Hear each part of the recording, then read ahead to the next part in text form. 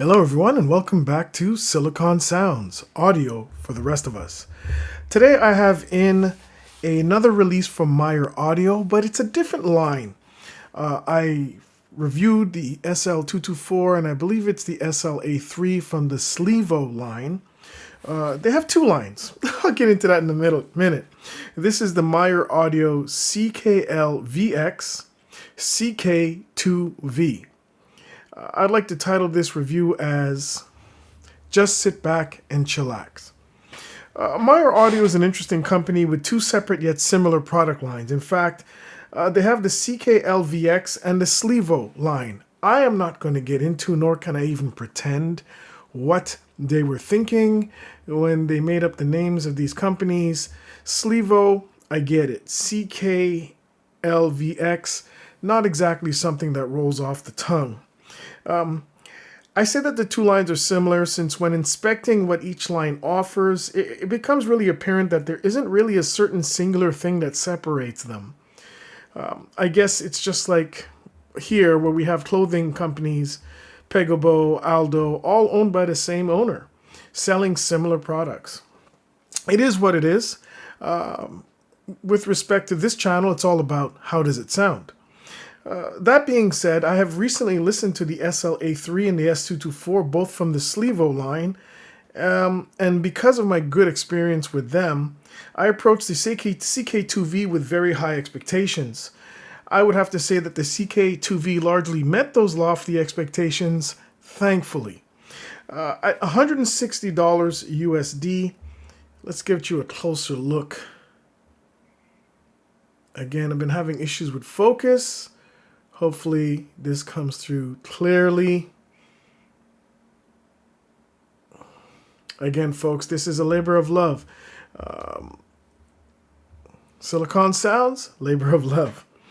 At $160 USD, the CK2V uses a hybrid 7-driver per side configuration with a single 10mm dynamic driver, a pair of Knowles balanced armatures joined by another pair of custom balanced armatures.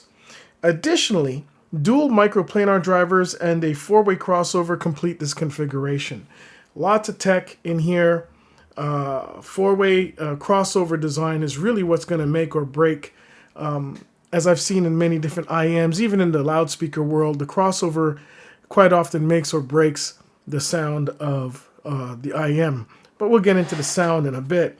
Regarding tuning, the CK2V offers a balanced sound signature without emphasis on any area of the frequency range. It's quite an evenly keeled approach. If there was any kind of emphasis, I would have to say there might be a touch in the sub-bass. But apart from that, fairly balanced throughout. It's a nice smooth sound with some added warmth in the lower mid-range. The CK2V, not the easiest to roll off the tongue, is easy to drive, plays nice with most front ends. Tip selection also was quite easy. I just went with a short-stemmed, wide bore tip, and I was happy to go. Specs: 10mm custom dynamic driver, 4 balanced armature drivers, custom composite dual micro-planar drivers, which I believe are responsible for the ultra-high frequencies. And they do make a definite contribution there. 2 Knowles drivers, balanced armature drivers, plus 2 custom balanced armature drivers. No name, of course. High precision 3D printed acoustic chamber. Precisely designed 4-way frequency crossover. Impedance is 40 ohms, a little higher than the average, which is around between 25 and 32 or so. Sensitivity is 108 decibels. The cable is a convertible cable. It has removable tips. So that's always a good thing. You have 3.5mm single-ended and 4.4mm balanced as part of the kit. I will point out that I did not receive the whole retail package. As part of our little mini tours that we do in our Canuck Audioholics Anonymous review group, the 3 of us pass EIMs around, I only received the bare minimum, which is fine. Connectors, as you can see here, are the ever so slightly recessed 2-pin. There you go. 0.78mm standard, of course. Build and fit. It's an attractive IM. It isn't attractive, like the little gold highlight here. You can't really feel any separation between the shell and the top plate. Nicely smooth. Build quality is very good. Tasteful branding here. Really nice. They're medium-sized. I always pull out my medium-sized Eroso as a comparison. And I would say the Eroso is even a little bit larger. So the CK2V is quite comfortable. It is a little chunky. It has depth to it, as we can see here. But very ergonomic shape, fits the air well. Medium size with easy fit, suited for long listening sessions. Discomfort free. So full of comfort. This supplied accessory is also of good quality from what I have. Good quality detachable cable. Let's take a look at the cable. The cable is quite nice. Haptics, really nice. It's a soft touch cable. Doesn't really get tangled that easily. Has the screw off end with a screw on clamp. This, you loosen this, pull it out, and I can show you the other. This is the 3.5 millimeter termination, the plug, and you can see the threads. So plug it in, screw it on. Really offers a secure fit that won't come off even with the slightest of tugging, as opposed to some of them which use a friction fit. So that's pretty good. Retail package, from what I've seen and what I've been told, is quite basic. Included carrying case is generic but functional with nice branding. I don't have the original carry case on me. It came in a Celeste case. Actually, no, this is the carrying case. I'm sorry. My bad. So this is the case that it comes in. Very basic. Zippered case, velour interior, nice, just enough for the IMs themselves, some tips and whatnot. And that's the case with a nice zipper. Sound. All of this is really nice, but how does this thing sound? Bass has good authority. This bass can drive really, really hard if needed. Good authority when called for. Rich playback of low notes. They have a nice, deep richness to them. Both sub bass and mid bass have a dense, rich punchiness to them. Bass has ample rumble when called for. Mid bass is great speed and snap, nicely articulate. Not the most, pulling out the most detail of any I've heard, but still quite good. Bass texturing and detail are pleasing. I use tracks such as Angel by Massive Attack and a few others.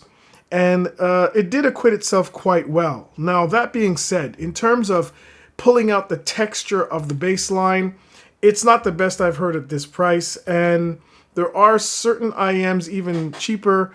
The Sivga QUE UTG, for example, much less bass output, but more articulation in the bass. That being said, and the SLA3, which is a stablemate here, probably does a little bit better or almost the same. Still, I don't really want to take away too many points because it's doing quite well. And I am at a disadvantage. I just came from listening to the BGVP Solomon, and I came from listening to another IM, both having standout bass, but one was 660 US and the other is almost 1,300. This is $160. Good job, CK2V. Let's continue. Bass presence is wonderful and decently refined. This is something I've noticed in a few IMs. IMs are getting better, folks. There's still some dogs out there, but if you pick and choose, you can find some good ones.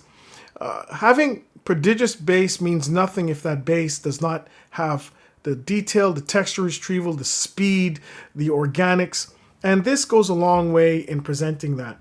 So it's pretty good. I would say the bass is definitely pretty good. Mid-range, lush, balanced presentation. Detail retrieval is good. There's macro over micro here. Lower mid-range, warmth noted, in particular for male vocals. Female vocals are clear and expressive without added presence. They don't have that boost. And this is something that we have to discuss when we're talking about the mid-range of this particular IM, the CK2V, sorry. Lower mid-range, warmth noted. Female vocals are clear without added presence, pleasing timbre and balance. The pinna moderately gains elevation, okay, but is well managed and does not exhibit harshness. What we're hearing here is not a presence-boosted mid-range. What you're hearing here is a more balanced approach to mid-range. Some people may be put off by that. Why do I say this? Because they feel that it lacks detail. One of these days, I have to come out with a video to tell people brightness does not necessarily equal detail. So it can become harsh. And I feel that the approach that Meyer Audio took with this IEM really allows it to be much more listenable with multiple genres of music. I don't find the mid-range has any kind of boringness to it. It's actually lively in a balanced way, if that makes any sense. But let me continue. Note weight and density are also pleasing here. Layering and separation are good, but not class leading. There are other IEMs I've heard recently with better layering and separation, but for the price, these actually do pretty well. Transits have rapid attack, natural decay. Upper mid-range control restrains any forwardness. It might be too controlled for some listeners. I did not find it so. I did not find that it took away from any excitement. I would rather call that excitement as embellishment, which may, in my opinion, is not necessarily the best thing. I'm a low pinna gain person, and these did quite well for me. Organic delivery with natural instrument and vocals. Treble. Treble extend is well extended. Upper treble detail is notable. When those planar drivers kick in the upper treble, the crispness and the detail retrieval, you really can hear that coming out.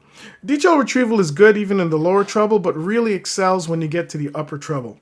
Pleasing quantities of sparkle in air. Again, these aren't going to be like a Christmas tree sparkling. They're balanced. So you're not going to hear any embellishments. What you're going to hear is just what's in the track for the most part. Treble follows the mid-range with the lush and clean delivery. And treble follows the lush presentation overall of all of the sonics of the CK2V. The CKLVX CK2V has a sound tailor-made for long listening sessions regardless of genre. The balanced mids, deep and capable bass, and lush treble more often than not added to the organic delivery. Some may argue that the relatively tame upper mid-range can reduce the liveliness of the sound. I would argue otherwise. And this can usually, quite often become a distraction, actually, that glare that's always there. This is not a lifeless sounding IEM by any measure.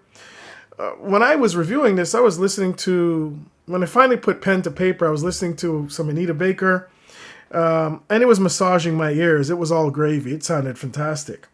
Although the layering and separation are good, some competitors such as the Sivga, QUTG, and even the Sliivo SLA3 can do or may do better in this regard, at least with respect to that metric. Particularly on busier tracks, still the CK2V is a good listen and a wonderful IEM to just sit back and chill. This is not an IEM that is analytical in any way, shape, or form. It's a nice, chill, relaxing IEM when you want to just not, for example, be very critical about things and get out of that critical listening mode and just go into chillax and listen to some tunes. It does better at low to moderately high volume levels, and it really sounds quite good. In terms of refinement, it's not the most refined. I guess another way to put it, or one element of refinement would be it's not as, it's not the detailed, it's quite detailed. It's not as resolving in the absolute sense, musicality-wise. In terms of notes, yes, very hard to describe what I'm trying to say here, but it's a good IEM. It's inoffensive, it doesn't get in the way of the music, and allows you really to enjoy. I had quite a few hours with this in my ears enjoying the music. So, still a good listen, wonderful IEM to just sit back and chill. Imaging and soundstage. A larger sized open soundstage. Instrument placement is accurate.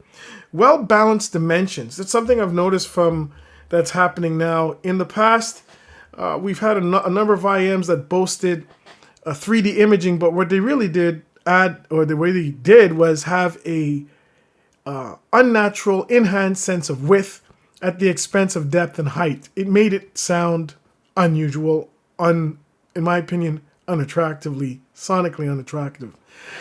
This has a more balanced approach. The last few IMs I've had, they really have a balanced approach to dimensionality, and it really adds to the organics.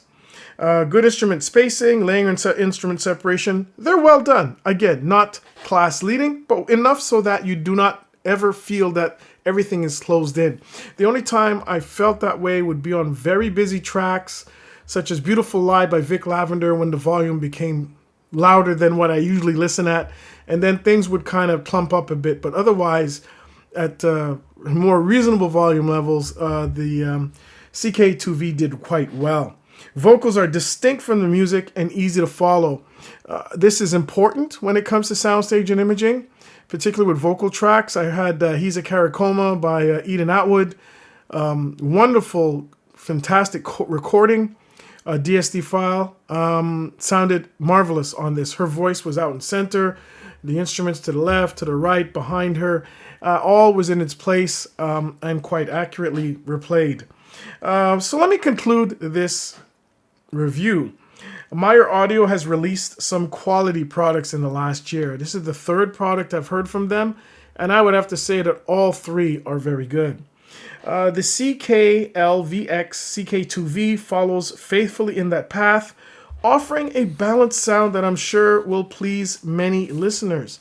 If you're after an IEM that has a sound profile that you can just chillax to while at the same time enjoying a little bit of extra detail and that nice meaty bass, this is something that should be on your shopping list. It's a good one. And Meyer Audio, keep them coming. I want to thank you very much for joining me for the review of the Meyer Audio IEM. The one that main complaint I would have is the naming scheme. It does not roll off the tongue, folks. Other than that, this is the Meyer Audio CKLVX CK2V. It's a good IEM for those long listening sessions where you just want to chillax and listen to music. You're not listening to bits and bytes. I want to thank you again for joining us. Please like and subscribe, and we'll see you soon with another review from Silicon Sounds, audio for the rest of us.